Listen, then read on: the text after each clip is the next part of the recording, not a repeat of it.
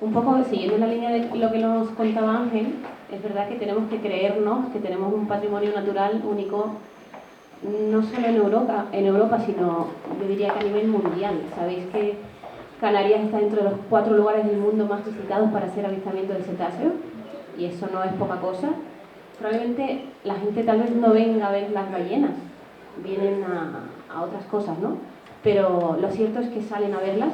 Estamos dentro del grupo de los millonarios, más de 1 millón de personas se embarcan anualmente en estas aguas para ver estos animales, ¿no? Entonces realmente esto requiere por nuestra parte un compromiso de respeto y de conocimiento. Como decía Ángel, necesitamos conocer cómo está ese recurso. Ese recurso tiene una importancia, además de medioambiental, clara, ¿no?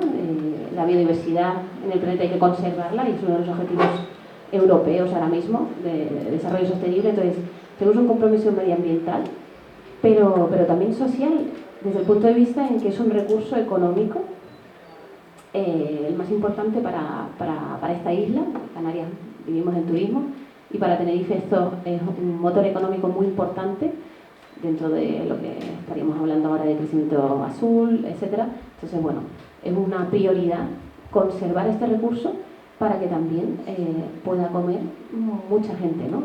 que vive en él. Entonces, hay varios motivos por los cuales es importante conservarlo. Para conservarlo tenemos que conocerlo, y además también es nuestra responsabilidad como potencias mundiales hacerlo bien, o sea, conservarlo y ser capaces de exportar tal vez este modelo hacia la sostenibilidad, que bueno, que entre todos pues estamos trabajando para que así sea, y que podamos pues llegar a tener una actividad mucho más respetuosa, si cabe, para todos sea lo mejor.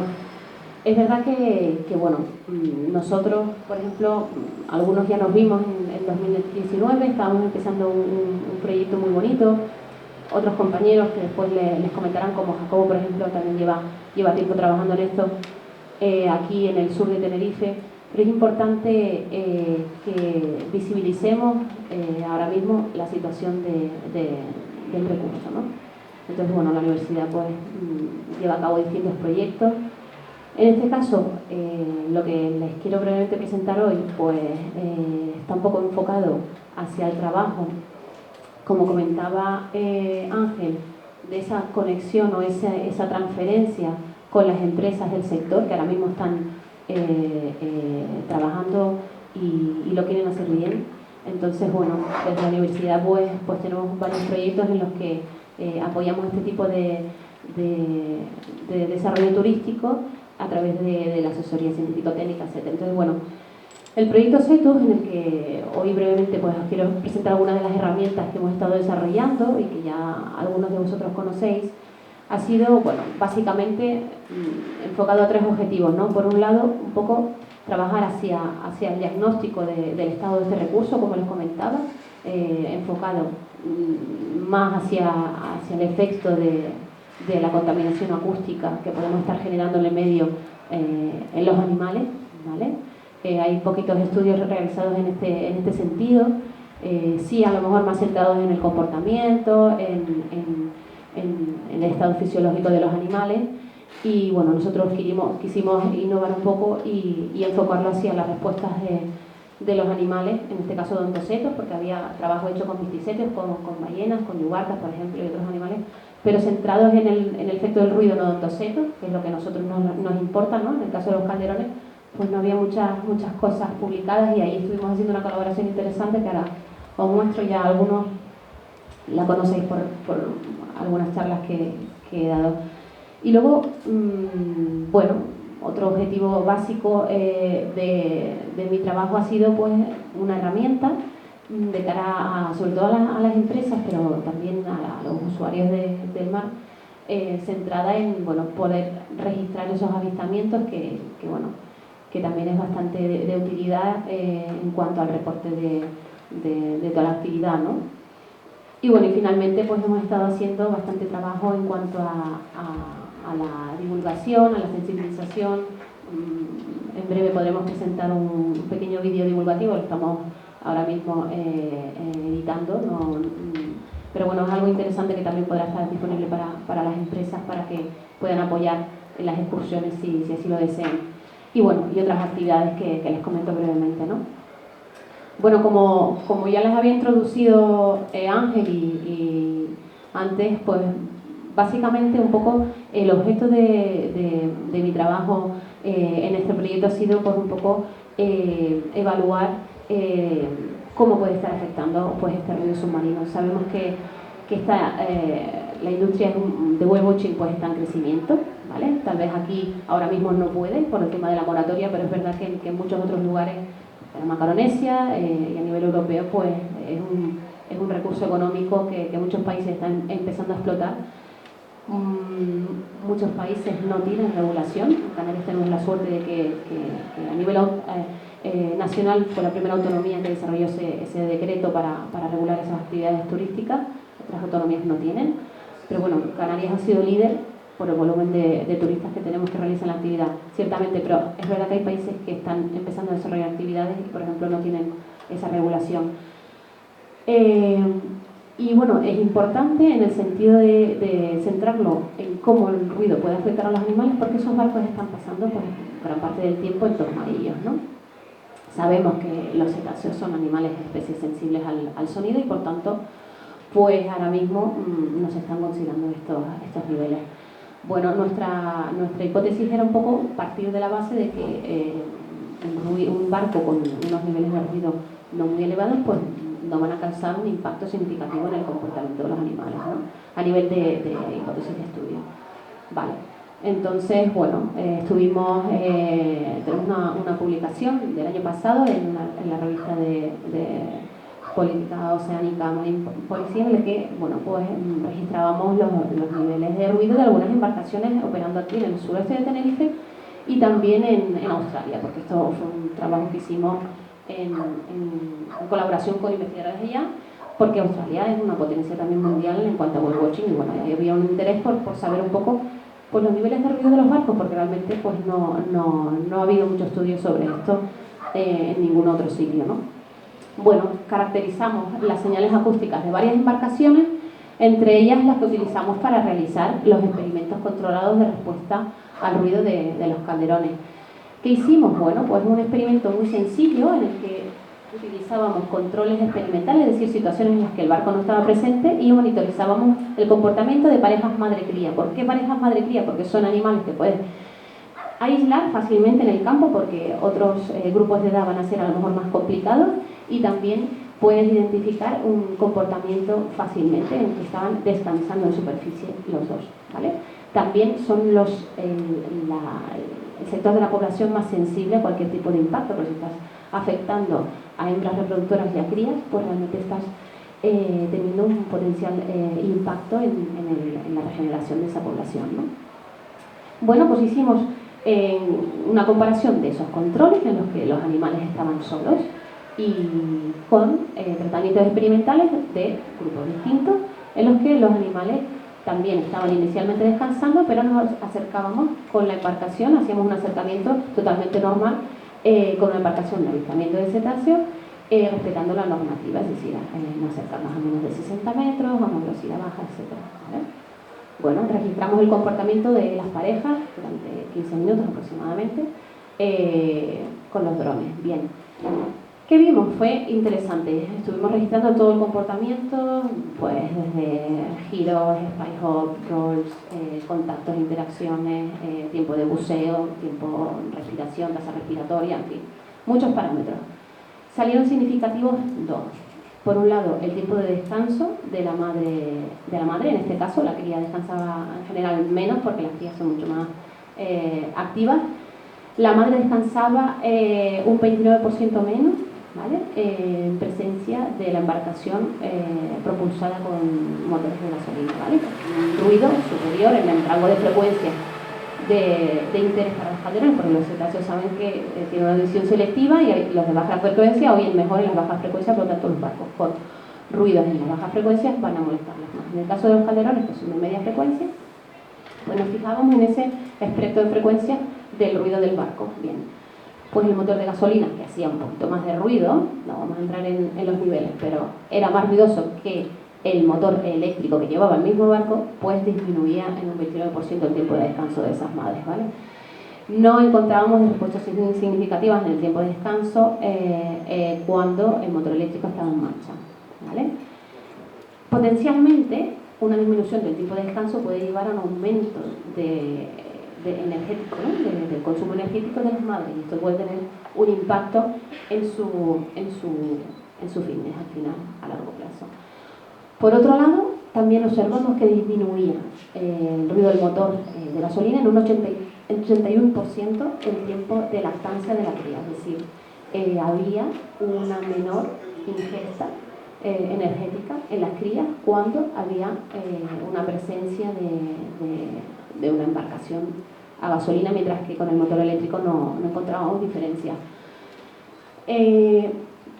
Resultados o conclusiones interesantes del estudio. Por un lado, que diferentes niveles de ruido pueden causar distintas respuestas en el comportamiento de los animales con potencial impacto a nivel poblacional. Si estamos diciendo que las crías se alimentan menos y las madres tienen un mayor consumo energético, esto puede tener consecuencias a nivel metabólico y a nivel del recambio de la población, de cómo estén estas madres o cómo estén estas crías, ¿vale? Al final, bueno, pues si pudiéramos mejorar en el aspecto de esa calidad acústica o de esas emisiones de ruido de las embarcaciones en torno a los animales, esas embarcaciones que están pasando más tiempo junto a los bichos, incorporando esos criterios a lo mejor de niveles de ruido, como comentaba Ángel, hay unos criterios medioambientales, unos sociales que pueden estar relacionados con las mujeres que puede contratar una empresa o el tipo de política que pueda llevar, pero por otro lado a nivel ambiental también podemos estar incluyendo una serie de propuestas para que esos barcos tengan unas características determinadas, ¿vale? Unos barcos que estén más adecuados, para pasar tiempo en torno a los animales, ¿vale? Esto beneficiaría a la empresa y beneficiaría también al recurso, ¿no?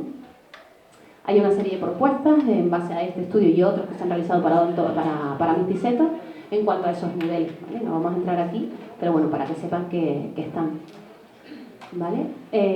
Por otro lado, brevemente me gustaría también mencionarles otro resultado relevante del proyecto, en el cual a lo mejor ya algunos conocen, que es esta herramienta de una aplicación en la cual, ahí tienen los QR, tanto para Android como para iOS, para descargar, por si los quieren aprovechar. Esta app, pues se desarrolló un poquito para responder un poquito a la demanda del sector en cuanto a la necesidad de poder recoger esos avistamientos para los informes AROC, que hay que enviar pues trimestralmente o semestralmente al Ministerio para cumplir un poco con esa autorización administrativa que da el Ministerio, ¿no? a las empresas, y que idealmente ayudaría pues un poco a valorar pues esa capacidad de carga que puede tener también ese recurso, para ver pues cuántos barcos de los censados o de los que van a estar contribuyendo realmente, porque tienen esa administración, esa licencia, pues están realmente, cuántas horas están en el mar, cuántos animales están avistando, cuánto tiempo están pasando junto a los animales, qué tipo de grupos están avistando. Toda esa información es útil y necesaria pues un poco para también caracterizar cómo se está desarrollando esa actividad, ¿no?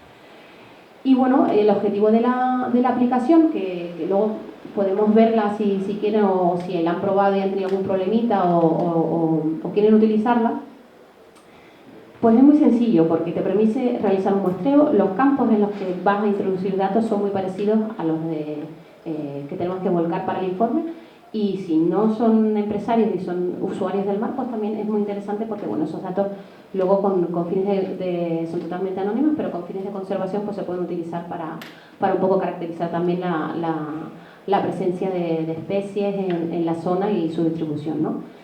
Básicamente pues iniciamos un muestreo, ¿vale?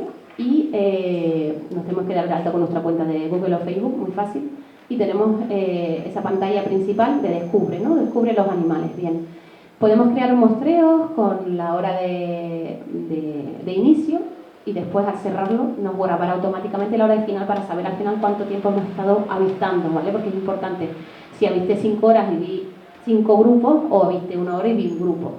No es lo mismo, ¿no? Ver 5 o 1 en función del tiempo que hemos creado. Entonces eso es un aspecto muy importante. Bueno, una vez creamos un muestreo y avistamos algo, podemos crear un avistamiento, ¿vale? Entonces, en cuanto a la ubicación, tenemos varias opciones para localizarlo y creo que esto es una ventaja de la aplicación en la que podemos hacerlo de forma manual, que es la más fiable, pero la más rollo, porque tienes que meter pues como los puntos, ¿no? En coordenadas en grados decimales. Si estamos en el barco, pues que también puede utilizarse desde costa, pero bueno, pensemos que estamos en un barco, pues bueno, metemos latitud y longitud. Luego tenemos también la malla, que es sobre todo pensado para avistamientos desde costa, en la que utilizamos retículas y distancias con los prismáticos, que a lo mejor algunos han estado ya en los cursos que hemos realizado de formación de observadores, pero bueno, para poder georreferenciar los avistamientos en mar desde costa, un acantilado por ejemplo, necesitamos pues de alguna manera utilizar unos prismáticos que tengan un sistema de localización, ¿no? Si lo que preferimos es utilizar la cámara, también con la cámara podemos más o menos ubicar dónde estamos viendo el animal y darle, que es un poquito más incierta, pero bueno, a veces no tenemos otra opción. Bueno, y luego finalmente identificar la especie. Podemos no tener ni idea, con lo cual le decimos que no sabemos, o no lo sé, o si lo sabemos, pues directamente nos sale un desplegable con la especie, ¿vale? Si no lo tenemos muy claro, nos da opciones para identificar un poquito más si es un animal grande o pequeño, si es grande y tiene un soplo inclinado o columnar, ¿no? Si es inclinado, pues probablemente sea un cachalote, si es columnar, pues también te da un poco de más opciones, pero bueno, un poco intentando afinar lo más posible a la identificación de lo que se ha visto, ¿no? Luego tienes una plataforma de usuario online, tú cuando llegas después a casa, eso directamente se sube a la red y puedes acceder desde el ordenador para descargarte desde esa interfaz del usuario tu registro de avistamientos histórico o de solo de un día, lo que tú quieras, en este formato, ¿vale? Te aparece un listado de este tipo y los tienes para mandar a lo que necesites o simplemente para tener tu recuento. Por otro lado, bueno, pues hemos estado trabajando también con algunas de las empresas en implementar una serie de cuestionarios que también son interesantes a nivel de comparar la actividad con otros puntos de Europa también, a la hora de identificar pues, modelos de sostenibilidad en este tipo de actividades, ¿vale?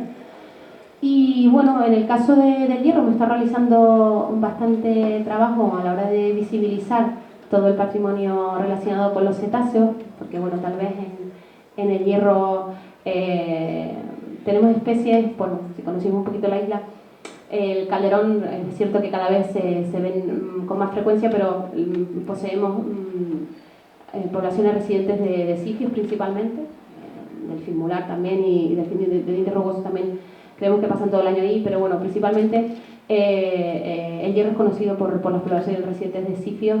Y es cierto que, bueno, a nivel de observación comercial son un poquito más complicados, pero bueno, es interesante pues visibilizar también la existencia de esas especies y hemos, bueno, pues desarrollado diferentes iniciativas para rearticulación de esqueletos en el litoral y bueno, y algo de cartelería y museística, varias propuestas que estamos realizando en el marco del proyecto y que, bueno, esperemos que para el año que viene ya se hayan materializado y bueno, y otras cositas como este workshop que esperemos poder continuar celebrándolo y bueno, y aportando pues soluciones, ideas y herramientas a las empresas y bueno, y también a turistas y usuarios, etcétera.